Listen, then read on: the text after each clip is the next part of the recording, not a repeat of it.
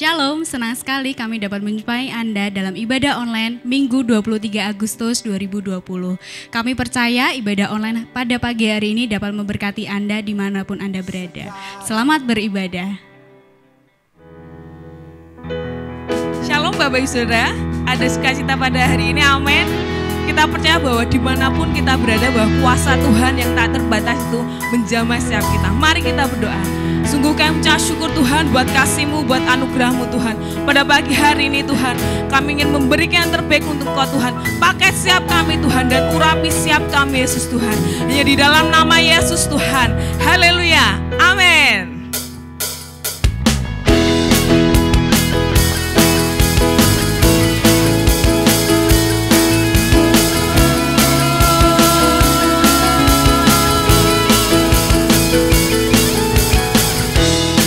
Jalan yang ku tempuh, Kau bersamaku, bersamaku.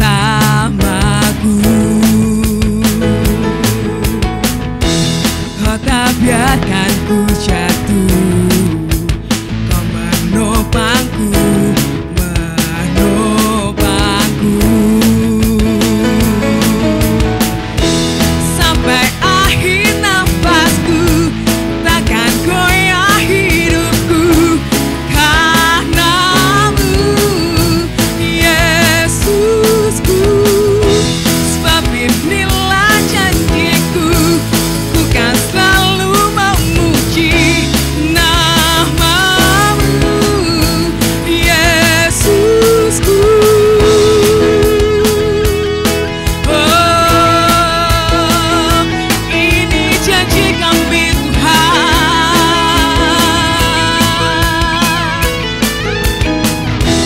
lebih dari segalanya, kasih-Mu selalu yang ku mau. Di dalam semua detikku, hadir-Mu selalu yang ku perlu. Sampai akhir nafasku, takkan goyah hidupku, karena-Mu, Yesusku. Sebab inilah janjiku, ku kan selalu memuji nama-Mu, Yesusku. Sampai akhir nafasku, takkan goyah hidupku, karena-Mu, Yesusku. Sebab inilah janjiku, ku kan selalu memuji nama-Mu, Yesusku. Pujian ku naikkan hanyalah kepada-Mu. Pujian ku naikkan hanyalah kepada-Mu.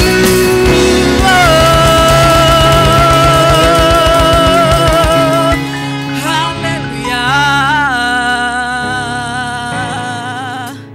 Pada pagi hari ini Tuhan, kami yakin Tuhan, apapun yang kami alami Tuhan, firman-Mu berkata Tuhan, Engkau turut bekerja Tuhan. Engkau turut bekerja Tuhan dalam setiap kehidupan kami Yesus Tuhan. Haleluya.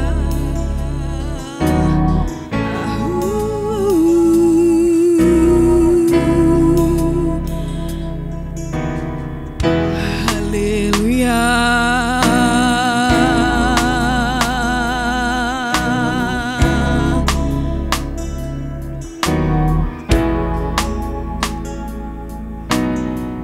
Di tengah luasnya samudra,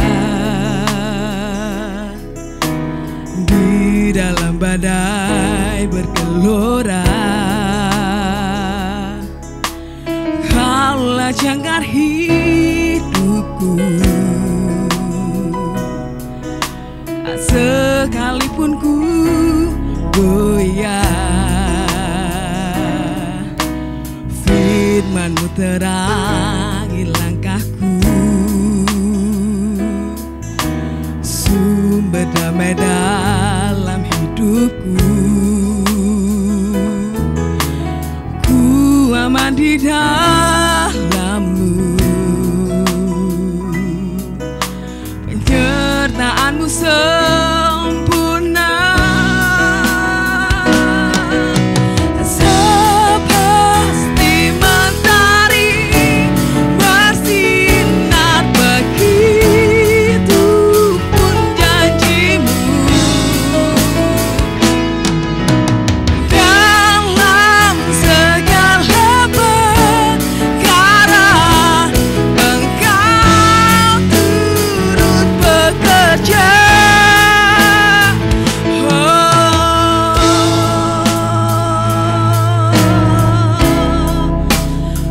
Engkau bekerja.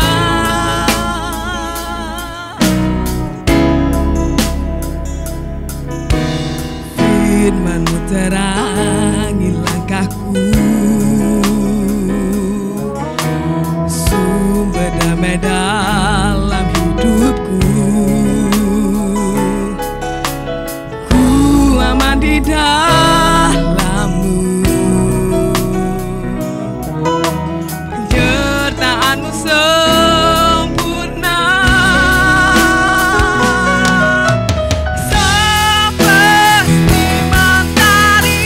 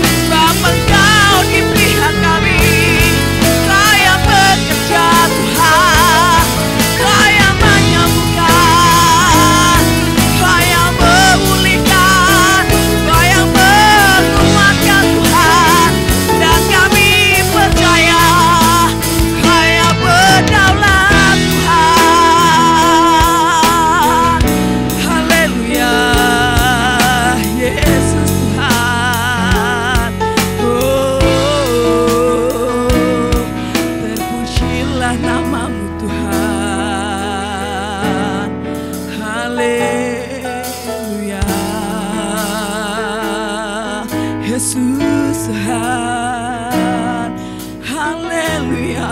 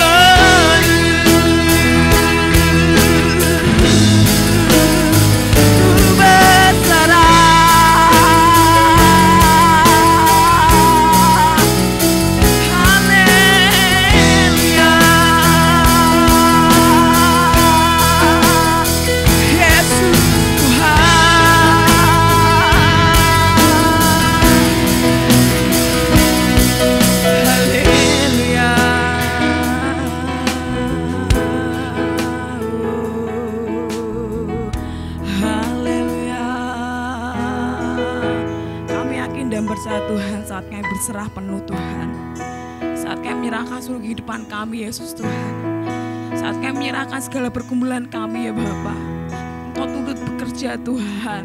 Bahkan saat kami tidak melihat Engkau bekerja, Engkau terus bekerja Tuhan. Kami bersyukur Tuhan punya Allah seperti Engkau Tuhan. Biarlah Engkau yang berdaulat penuh atas hidup kami Tuhan. Apapun yang sedang kami alami Tuhan, kami yakin dan percaya Tuhan, Engkau yang selalu menguatkan kami Tuhan. Bahkan Engkau memberikan jalan keluar Tuhan. Terima kasih Bapak, terima kasih buat kebaikan-Mu Bapak. Terima kasih buat anugerah-Mu hingga detik ini Tuhan. Terima kasih Bapak, sungguh kami bersyukur Tuhan. Pada pagi hari ini Tuhan, kami rindu mendengarkan firman-Mu Tuhan. Pakai hamba-Mu Tuhan. Beri hikmat Tuhan, juga beri hikmat siap kami Tuhan. Untuk kami boleh mengerti Tuhan apa yang menjadi kehendak-Mu dalam hidup kami Tuhan. Terima kasih Bapak, biar firman-Mu yang menguatkan siap kami Tuhan. Jadi rema dalam hidup kami Bapak. Terima kasih Bapak, di dalam nama Yesus Tuhan. Kami berdoa dan mengucap syukur. Haleluya. Amin.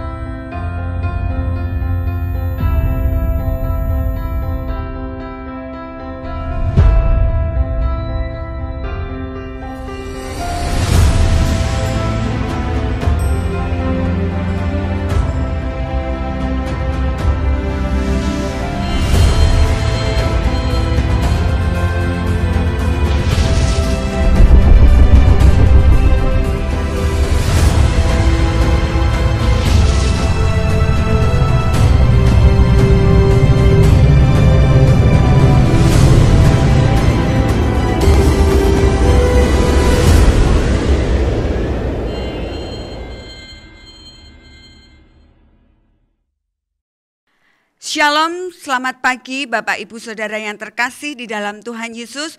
Sungguh satu sukacita kalau pada saat ini saya bisa menjumpai Bapak Ibu Saudara dalam ibadah online.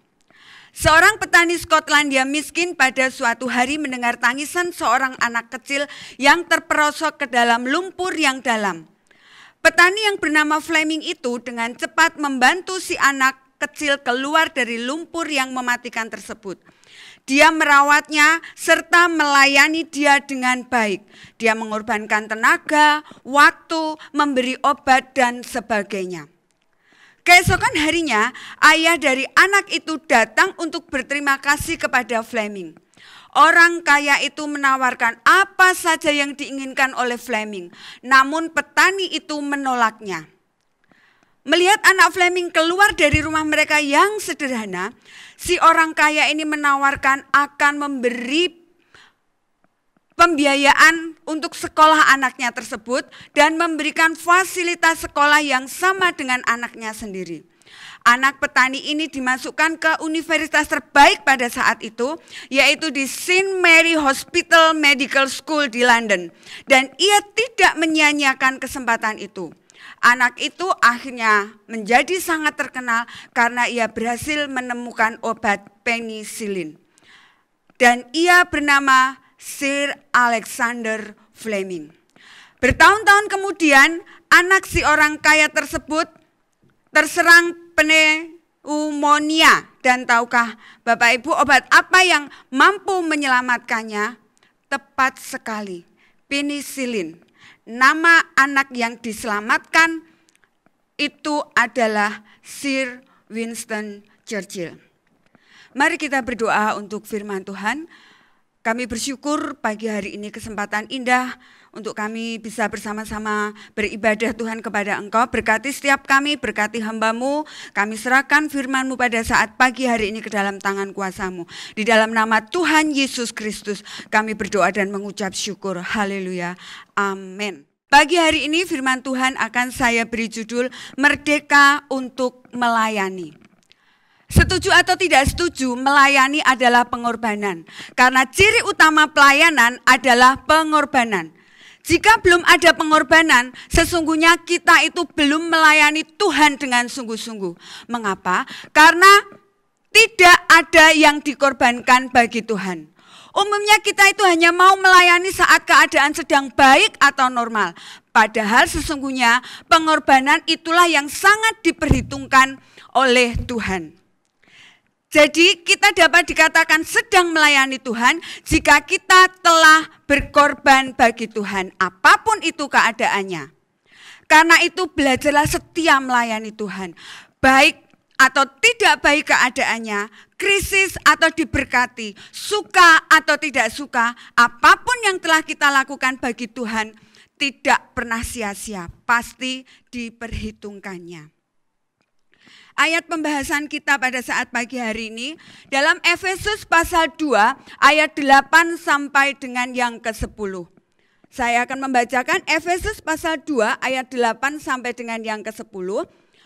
Oleh karena kasih karunia kamu diselamatkan oleh iman. Itu bukan hasil usahamu, tetapi pemberian Allah. Itu bukan hasil pekerjaanmu, jangan ada orang yang memegahkan diri.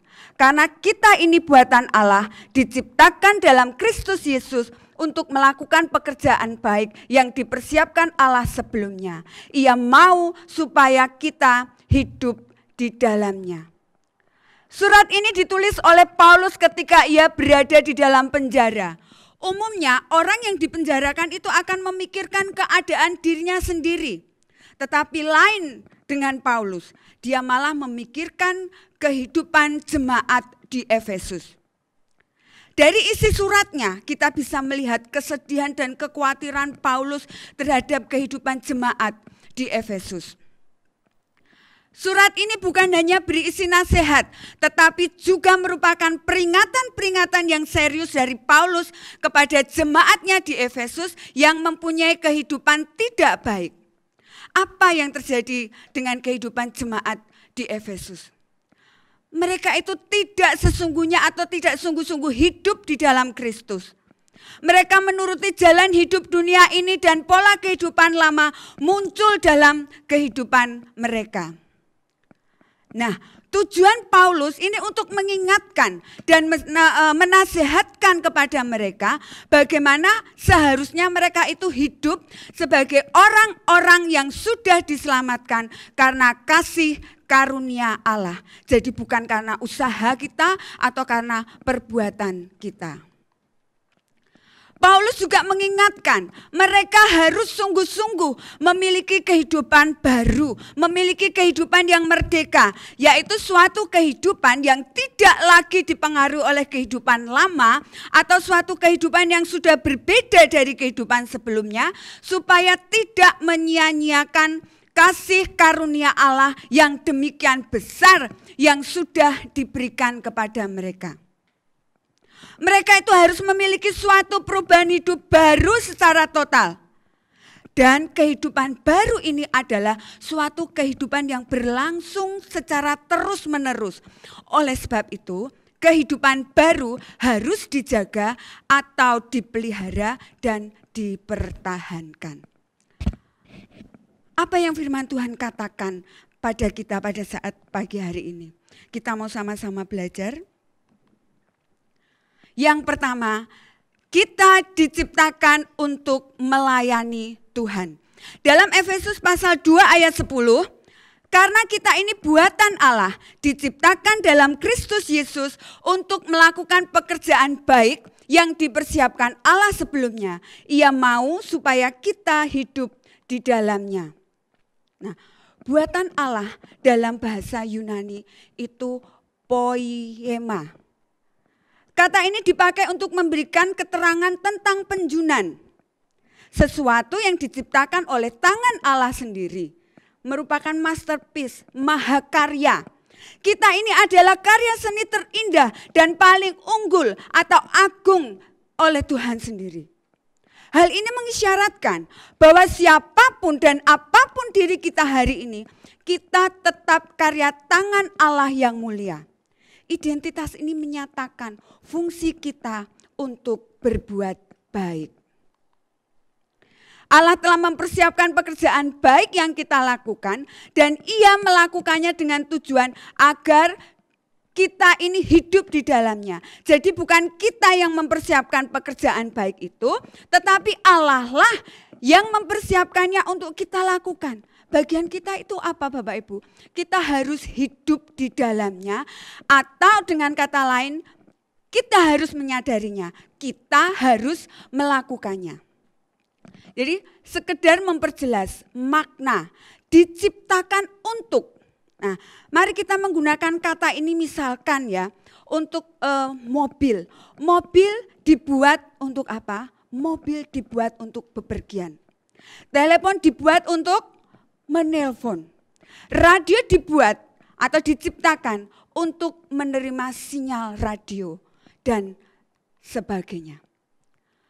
Ketika Allah berkata bahwa kita diciptakan atau dibuat untuk melakukan pekerjaan baik yang telah dipersiapkan sebelumnya, Ia bermaksud mengatakan bahwa Ia telah menciptakan kita dengan memberi kita itu kemampuan penuh.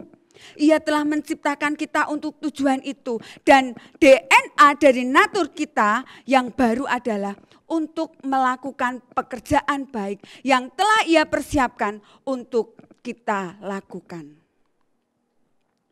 Melakukan pekerjaan baik adalah sesuatu yang secara alami kita lakukan. Kita hidup di dalam natur kita yang baru. Karena kita itu memang sudah diciptakan sebelumnya. Sebaliknya, tidak melakukan pekerjaan baik berarti kita itu melakukan apa yang menjadi tujuan kita diciptakan. Hal itu sama seperti memiliki telepon yang tidak bisa digunakan untuk menelpon atau memiliki radio yang sudah mati. Berbuat baik, menolong sesama, memberi, mengasihi, dan melayani dalam Yesus, semua itu patut menjadi gaya hidup kita.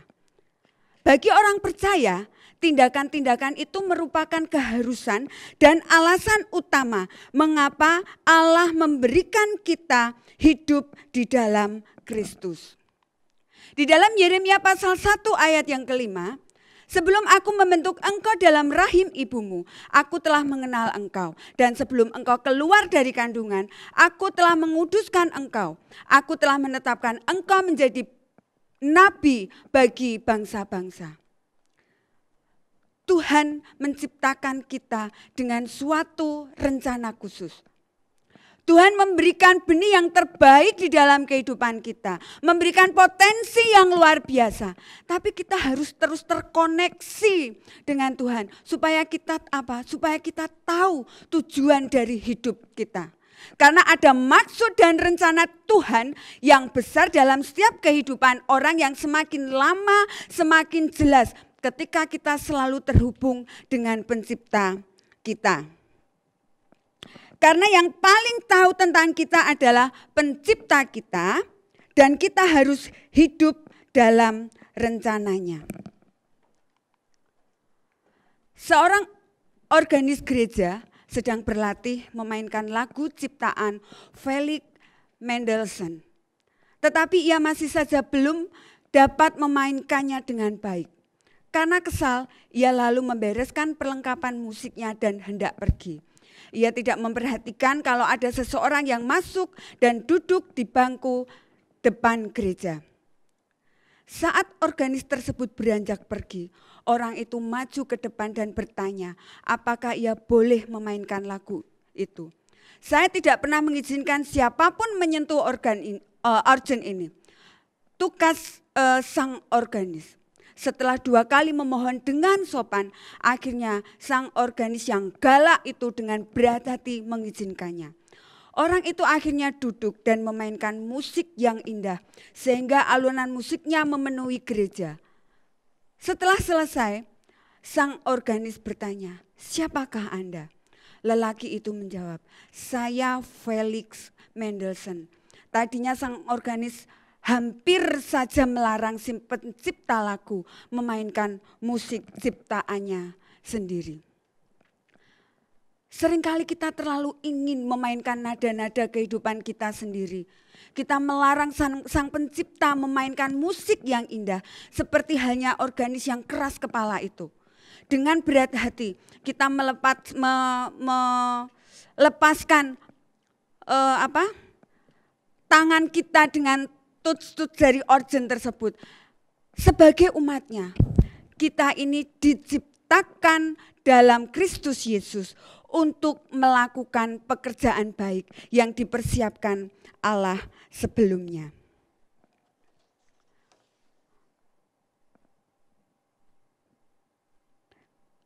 Namun, hidup kita tidak mampu menghasilkan musik yang indah kecuali jika kita mengizinkan Allah bekerja di dalam kehidupan kita. Allah menuliskan simfoni bagi kehidupan kita. Izinkanlah Dia mengerjakan rancangannya di dalam hidup kita.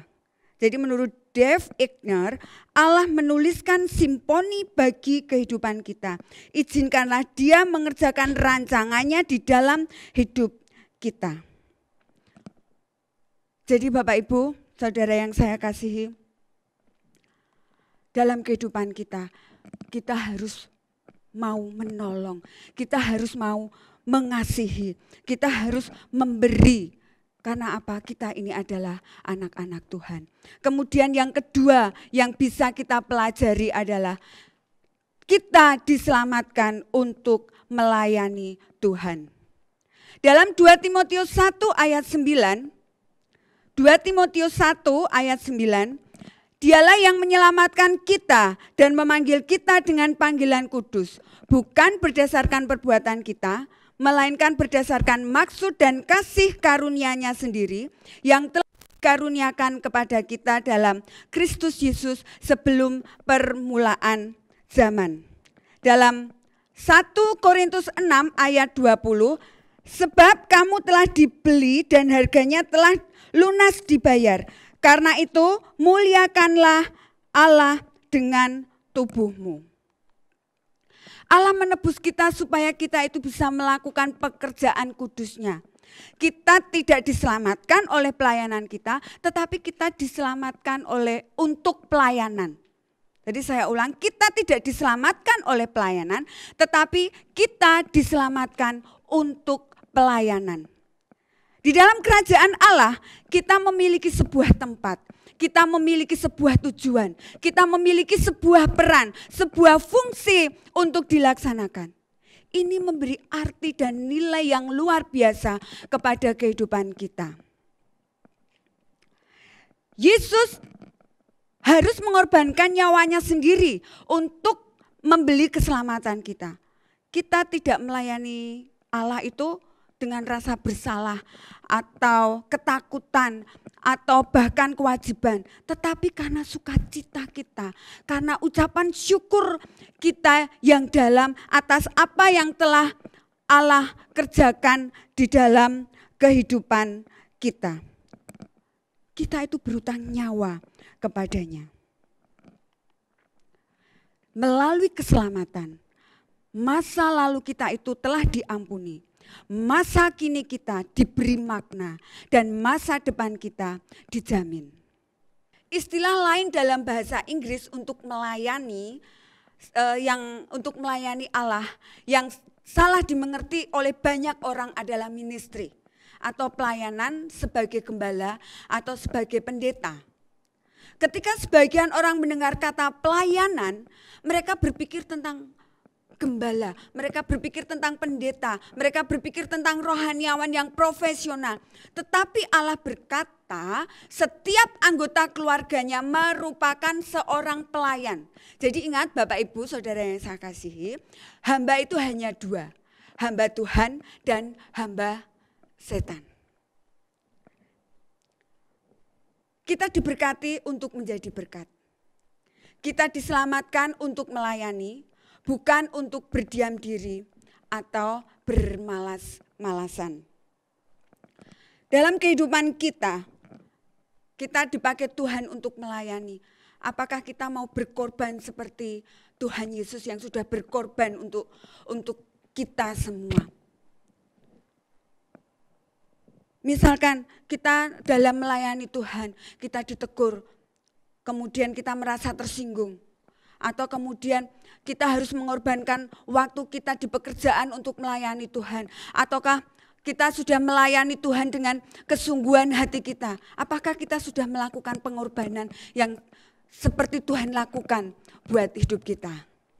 Kemudian yang ketiga yang kita pelajari, kita dipanggil dan diperintahkan untuk melayani Tuhan. Dalam Matius 20 ayat 25 dan 28, tetapi Yesus memanggil mereka lalu berkata, kamu tahu bahwa pemerintah-pemerintah bangsa-bangsa memerintah rakyatnya dengan tangan besi dan pembesar-pembesar menjalankan kuasanya dengan keras atas mereka. Tidaklah demikian di antara kamu, barang siapa ingin menjadi besar di antara kamu, hendaklah ia menjadi pelayanmu.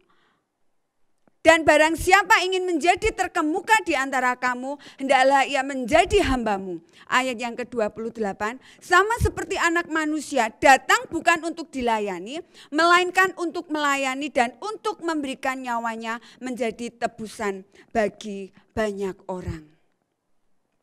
Ketika bertumbuh, kita mungkin mengira bahwa dipanggil oleh Allah itu merupakan sesuatu yang hanya dialami oleh seorang misionaris, dialami oleh gembala dan pekerja gereja purna waktu lainnya. Tetapi Alkitab berkata bahwa semua orang Kristen dipanggil untuk melayani. Panggilan kita untuk keselamatan meliputi panggilan kita untuk melayani. Keduanya sama. Tidak peduli apa pekerjaan kita, tidak peduli apa karir kita dipanggil untuk melayani, untuk pelayanan Kristiani purna waktu. Seorang Kristen yang tidak melayani merupakan sebuah pernyataan yang bertentangan. Setiap kita memakai kemampuan yang diberikan Allah untuk menolong orang lain, kita sedang memenuhi panggilan itu. Bagi orang-orang Kristen, pelayanan bukanlah pilihan. Sesuatu untuk jadi begini, bagi orang-orang Kristen, pelayanan bukanlah pilihan.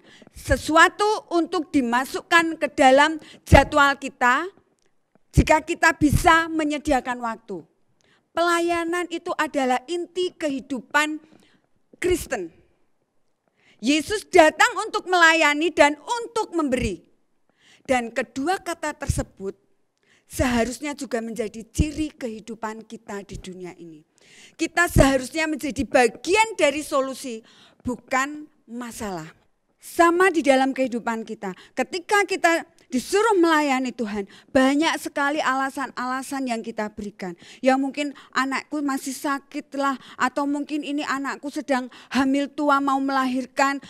Saya menunggu anak saya melahirkan. Setelah cucunya lahir, kemudian diajak untuk melayani Tuhan, masih banyak alasan lagi. Nantilah kalau cucu saya sudah besar dan sebagainya. Banyak alasan yang diberikan. Kita tidak tahu sampai berapa lama umur kita di dunia ini. Seperti juga ketika Musa diminta Tuhan untuk melayani. Banyak alasan-alasan yang disampaikan Musa kepada Tuhan. Di dalam Keluaran pasal 3 ayat 10 sampai yang ke-12. Jadi sekarang pergilah, aku mengutus engkau kepada Firaun untuk membawa umatku orang Israel keluar dari Mesir. Tetapi Musa berkata kepada Allah, siapakah aku ini? Maka aku yang akan menghadap Firaun dan membawa orang Israel keluar dari Mesir. Lalu firman-Nya, bukankah aku akan menyertai engkau? Kemudian di Keluaran pasal 4 ayat 1 sampai dengan 5. Lalu sahut Musa, bagaimana jika mereka tidak percaya kepadaku dan tidak mendengarkan perkataanku, melainkan berkata, Tuhan tidak menampakkan diri kepadamu. Tuhan berfirman kepadanya, apakah yang ada di tanganmu itu? Jawab Musa, tongkat.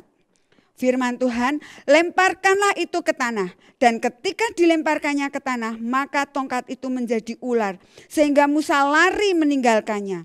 Tetapi firman Tuhan kepada Musa, ulurkanlah tanganmu dan peganglah ekornya. Musa mengulurkan tangannya, ditangkapnya ular itu, lalu menjadi tongkat di tangannya. Ayat yang kelima, supaya mereka percaya bahwa Tuhan Allah nenek moyang mereka, Allah Abraham, Allah Ishak dan Allah Yakub telah menampakkan diri kepadamu. Alasan Musa, dia tidak mau melayani Tuhan karena Musa merasa rendah diri. Dalam Keluaran pasal 4 ayat 10 sampai dengan yang ke-12. Lalu kata Musa kepada Tuhan, Tuhan, aku ini tidak pandai bicara, dahulu pun tidak dan sejak engkau berfirman kepada hambamu pun tidak. Sebab aku berat mulut dan berat lidah. Tetapi firman Tuhan kepadanya, siapakah yang membuat lidah manusia? Siapakah yang membuat orang bisu atau tuli? Membuat orang melihat atau buta? Bukankah aku, yakni Tuhan? Oleh sebab itu, pergilah, aku akan menyertai lidahmu dan mengajar engkau apa yang harus kau katakan. Musa merasa rendah diri ketika dia diminta untuk melayani. Mungkin apa yang alasan yang disampaikan Musa itu sama dengan kita. Kita mungkin merasa aku tidak mampu, atau kita merasa tidak bisa berbicara, atau mungkin kita merasa kita tidak layak untuk melayani, sehingga kita memiliki alasan aku merasa rendah diri, aku tuh tidak bisa apa-apa. Kemudian alasan Musa yang lain, Musa tidak mau maju. Dalam Keluaran pasal 4 ayat 13 sampai dengan ke-17, tetapi Musa berkata, Tuhan, utuslah kiranya siapa saja yang patut kau utus. Maka bangkitlah murka Tuhan terhadap Musa dan ia berfirman, bukankah di situ Harun orang Lewi itu kakakmu? Aku tahu bahwa ia pandai bicara, lagi pula ia telah berangkat menjumpai engkau. Dan apabila ia melihat engkau, ia akan bersuka cita dalam hatinya. Maka engkau harus berbicara kepadanya dan menaruh perkataan itu ke dalam mulutnya. Aku akan menyertai lidahmu dan lidahnya dan mengajarkan kepada kamu apa yang harus kamu lakukan. Musa punya alasan dia tidak mau maju ketika disuruh melayani Tuhan. Mungkin kita juga memiliki alasan yang sama dengan Musa. Kita tidak mau maju. Bapak Ibu Saudara yang saya kasih, kita dipilih oleh Tuhan. Kita ini adalah anak-anak Tuhan yang luar biasa yang sudah dipilih oleh Tuhan. Tuhan sudah berkorban untuk kita. Apa yang akan kita berikan kepada Tuhan. Kita harus melayani Tuhan dengan sungguh-sungguh. Jangan ada banyak alasan di dalam kita melayani Tuhan. Kita dipakai Tuhan. Mari kita bersama-sama melayani Tuhan. Ibadah kita kepada Tuhan menggerakkan kita untuk melayani Dia. Sedangkan tindakan melayani Tuhan mengekspresikan ibadah kita. Bagaimana mengekspresikan ibadah kita? Allah sudah memerdekakan kita dengan memberikan anaknya di atas kayu salib untuk menebus dosa-dosa kita.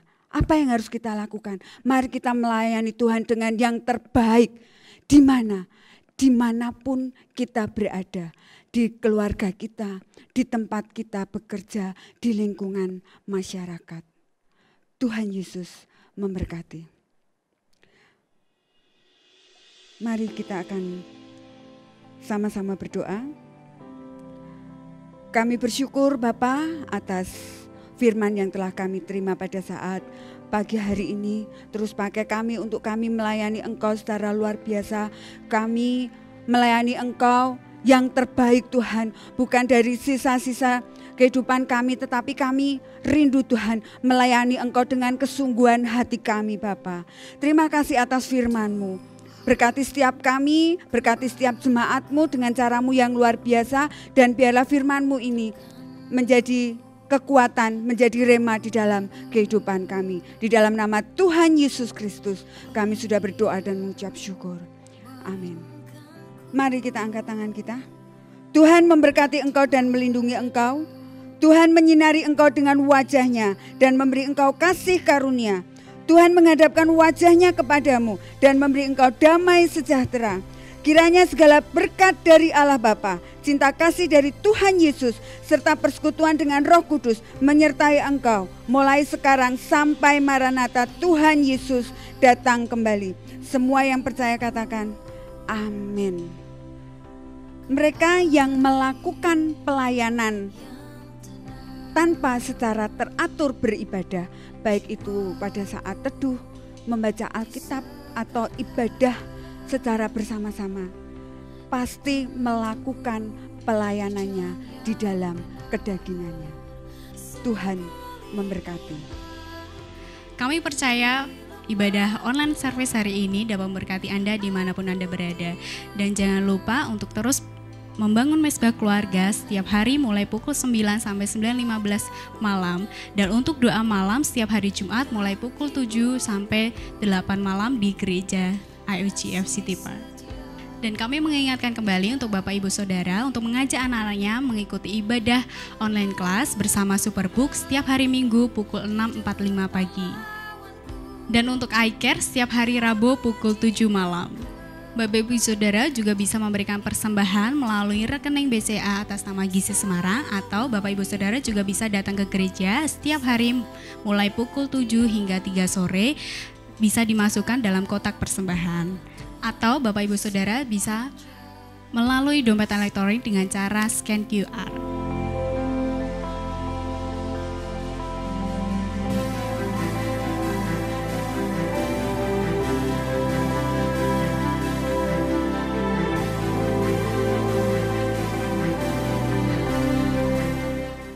Demikian ibadah hari ini. Jangan lupa subscribe dan like channel kita IOGF City Park Semarang. Dan sampai jumpa kembali dalam servis online minggu depan. Tuhan Yesus memberkati.